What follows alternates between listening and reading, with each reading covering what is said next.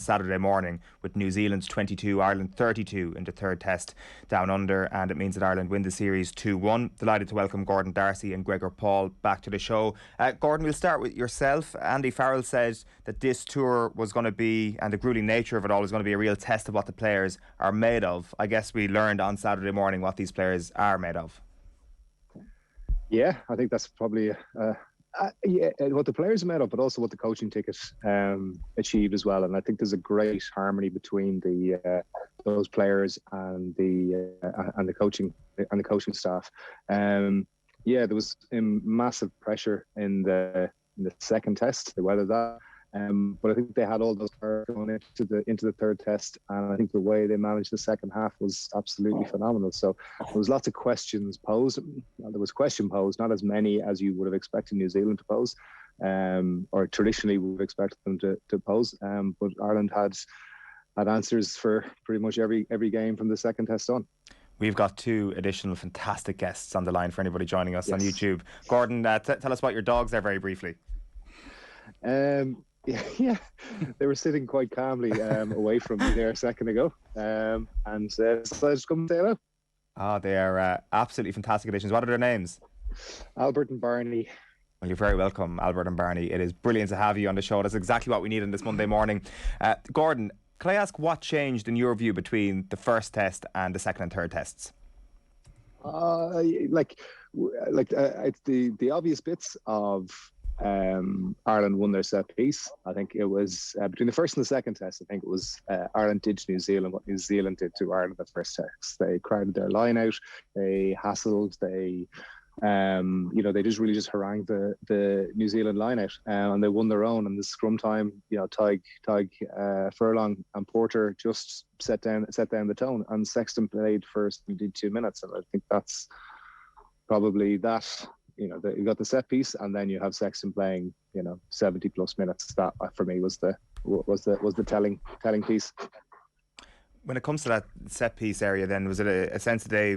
Was it new moves that you saw in the second and third test? Was it just kind of fine tuning?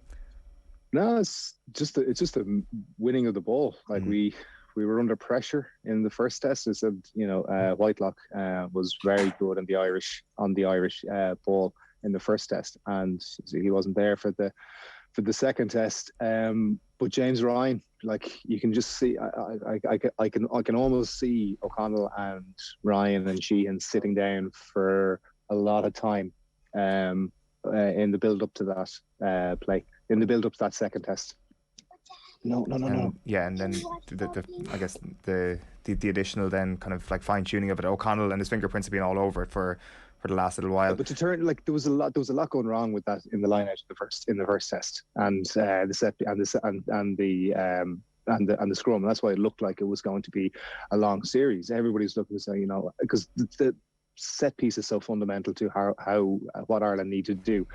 So the ability to turn that around, like James Ryan was exceptional at line out in the second test. It was like, he was it's almost like he was reborn and went into it. It was great. It was really, and I think that was really, really important to watch. It wasn't there was more tempo into it, and there was but they really harassed the New Zealand line out, which meant they weren't harassing ours. They were concentrating on winning their ball, which played Ireland's hands. Gregor, this is what happens when Ireland win in New Zealand. We get the dogs on. The kids want to make an appearance as well. Your boys took one hell of a beating on Saturday, and the fallout probably isn't going to be too pretty. First home series defeat in almost 3 decades, back-to-back at home for the first time since 98. The fallout, what has it been like over the last couple of days? Oh, quite intense, as you would imagine, because they lost the series, but that's on the back of a few defeats at the end of last year as well. And so they've played Ireland 4 times and lost 3 of those 4. And I mean, that's probably unthinkable. If we go back 5-10 years, that would never ever have happened. Ireland could never beat the All Blacks, and now they're sort of beating them 75% of the time. So we've had this fundamental shift in the world order. And look, I think everyone can see that. You look at the All Black team, and there's some excellent players in that team. And we're not seeing a lot of players outside of that squad who are not currently being picked. So we don't think there's a selection issue per se, with maybe 1 or 2 players that they might have a little look at and bring in. So they've got the right players out on the park. But all credit to Ireland, who are a phenomenal team at the moment, playing particularly well. But I guess because they were so good, they've exposed a whole raft of issues in that All Black team, from a set piece that was dominant in Test 1 to one that was under all sorts of pressure in Test 2 and 3. The real question marks around the All Black forwards at the moment. And that's all leading into a discussion around, well, if we've got the right players on the park, and they all look quite good when they play Super Rugby, and we all know they can play, the right coaching group around them at the moment, because Ireland grew throughout that series, didn't they? That was the thing that changed everything. Ireland found a level higher in the second test, and they went up another level in the third test. And you could see, Gordon talking there about James Ryan, you saw the growth in him. He became the best lock on the field throughout the series. And New Zealand didn't get that growth out of their players. And there's questions now whether this coaching group has got the ability to find answers around set piece, around the breakdown work. It was messy. And look, their attack game was non-existent for long periods. And, Ireland found it really far too easy to break their front line of defence. So there's issues now around whether New Zealand are tackling, whether they've got their heads in the right space when they start, because Ireland scored a try, I think, in each test within 5 minutes. And New Zealand's big priority was to start well, and it didn't happen in any of those. So we're talking pretty seriously about whether this coaching group will be retained through to the World Cup or not. They get the Rugby Championship, and is it a decision after that then? Well, they're off to South Africa in a couple of weeks, so it'll be a pretty tight turnaround to boot one lot of coaches out and get another one in there before they go. I mean, it's not unfeasible, because the guy that everyone's talking about taking over is Scott Robertson, and he's under contract to New Zealand Rugby. He's a Crusaders coach, so they effectively have him. So they could do that if he could put together a team around him, which I think he probably could, because most of his guys would be involved in Super Rugby at the moment, so he could get them out of there quickly. But realistically, I think they'll make a decision when they get home from. They've got to play 2 tests in South Africa. I don't think they'll be able to make a decision about what they're going to do until those are finished. Okay, so it's essentially the Rugby Championship to save his job, is it? No, it'll be the 2 tests against South Africa to save his job. Yeah. I don't think he'll get the whole rugby. If they come home beaten up in Africa, and I mean, Jeebers, it doesn't get any easier, does it? You play Ireland, who are probably number 1 team in the world despite the rankings, and South Africa, they won't be subtle, and we know what they're going to do. But that's where the All Blacks look a wee bit vulnerable at the moment, is to that power, that big set piece power game, big collision work. And South Africa bring that at a level that will probably be even greater than Ireland. Yeah, it's a hell of a start to the Rugby Championship for New Zealand, to say the least, with those 2 tests. Gordon, when you look back at that game on Saturday morning, was the way in which Ireland responded to the All Blacks being the All Blacks in that third quarter as impressive as that first half performance? Yeah, I think so. I wasn't surprised overly, because there's very few weeks in a rugby player's career where you go into that third test and you've done all the work. You've won the series, you've won the tour, and you've got a free run of it. Like, they were fresh. They wouldn't have had to do much. It was all about getting mentally prepared, and they didn't have any real injuries going into that third test. And I thought the way they managed it was really, really good. They took more kicks at goal than you would have than they had done in the previous ones. They just applied pressure to New Zealand, and it took up until around 55, 60 minutes for the New Zealand players to really start to kind of buckle under that pressure. They had probably one or two moments where they could have stole it, and Ireland came back. And the fact that Herring scored that try in the final thing was just delightful to watch. Because there was always a moment where you kind of with New Zealand where you kind of go, oh, they could just score 2 tries back to back here. You always had that, but as the game progressed, you kind of went, oh, I'm not really sure they're going to do this. The Artie Savia try, it just looked like him taking the game by the scruff of the neck rather than anything New Zealand, organised and delivering.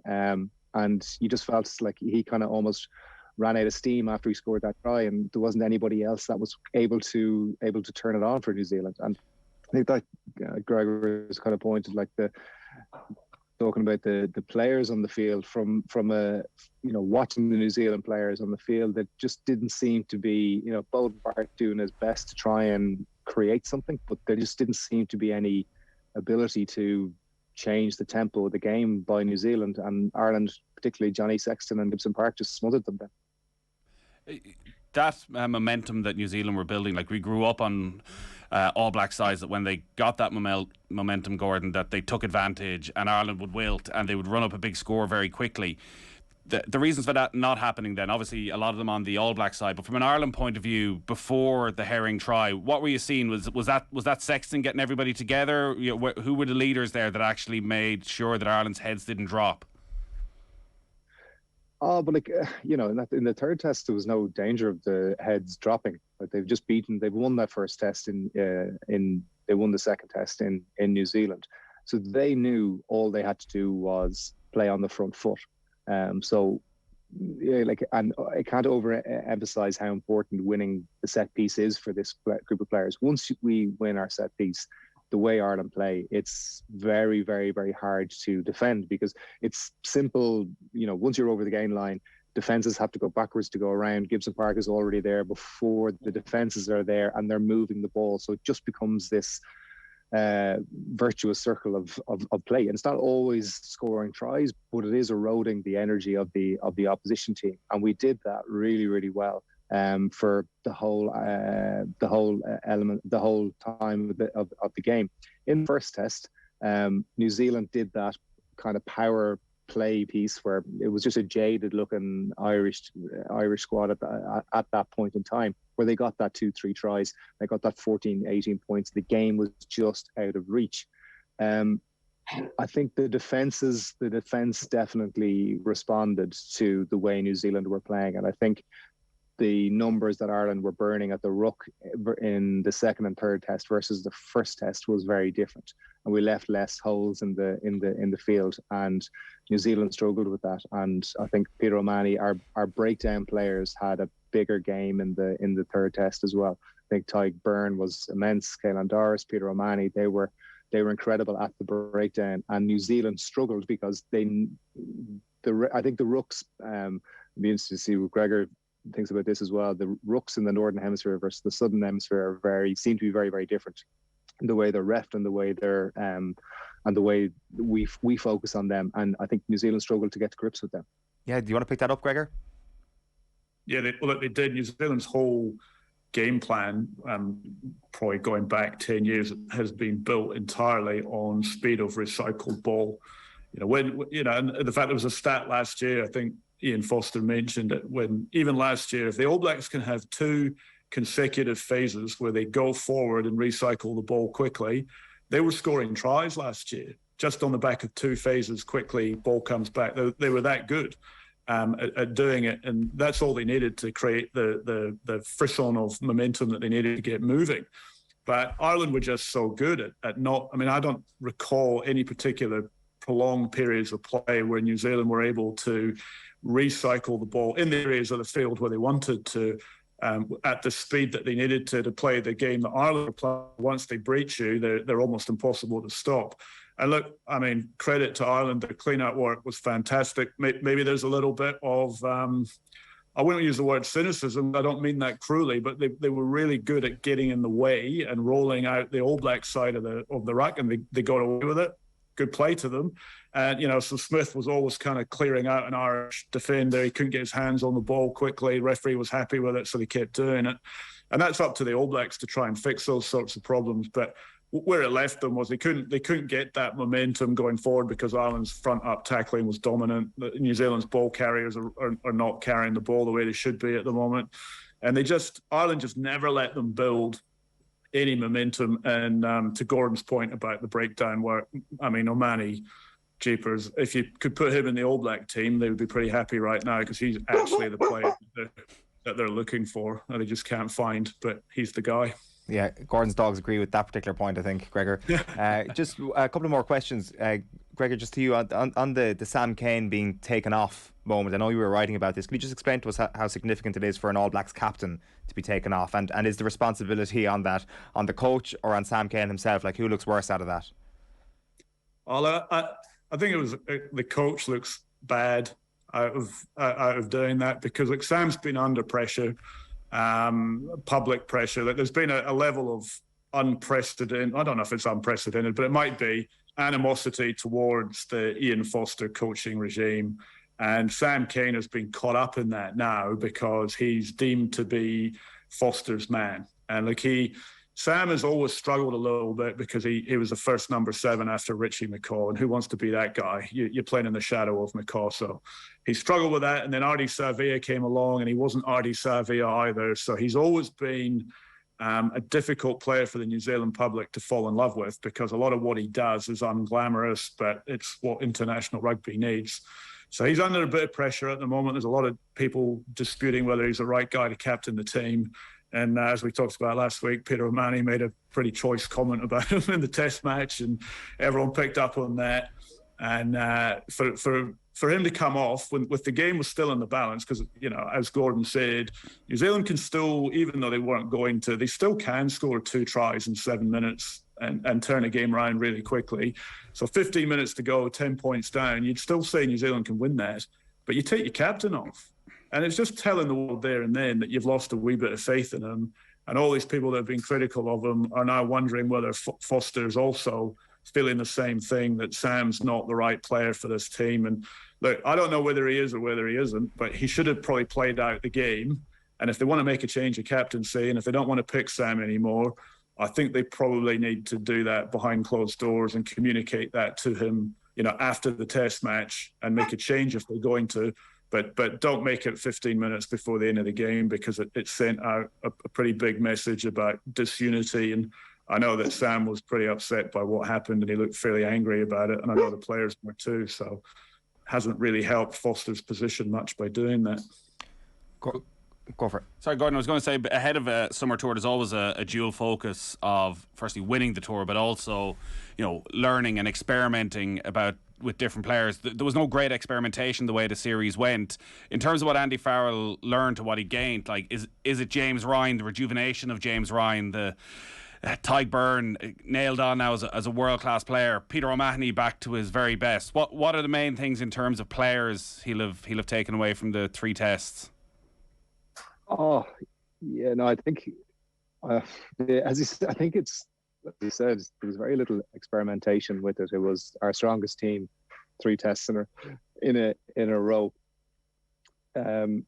You know, you would have thought Tyg Byrne would have been the nailed on starter when he came back from the Lions. But you know, life, that's not how it has panned out for him. But like, I think Tyg just reinforces how important he is in the modern game. That type of whether he's a second row or a 6, but that ability to get in and over the ball and that type of leg play, he is really important to how Ireland play, and Ireland look a little bit of a different team with him in it.